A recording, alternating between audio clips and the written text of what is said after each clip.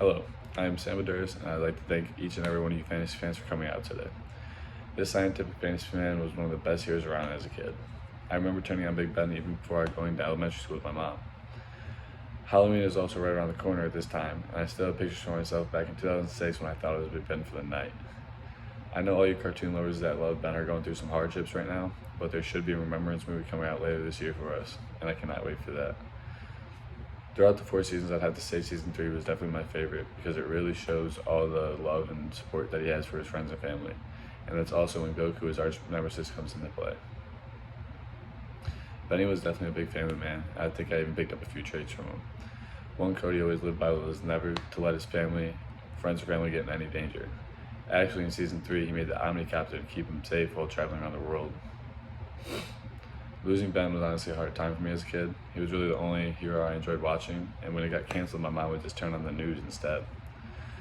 It was really bothersome, but my brother and I were kind of lost before school, and we'd end up just eating our Eggos and playing basketball in our driveway until our bus would grab us.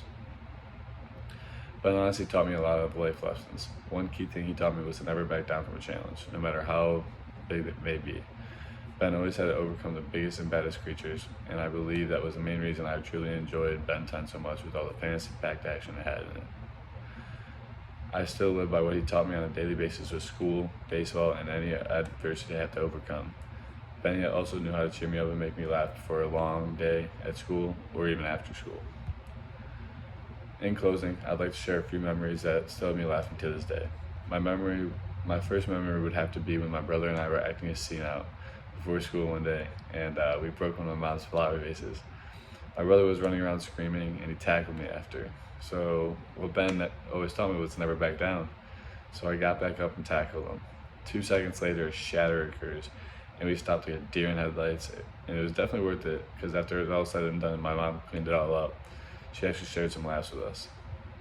She may not have received that whole story though. After that, I had to give it to when my mom left for the bus early, or left for work early, and she woke us up a little bit earlier just so we didn't miss the bus. She left and we had about 30 minutes to walk out the door, but little does she know, we're a little tired from being up extra early, and we might fall asleep on accident.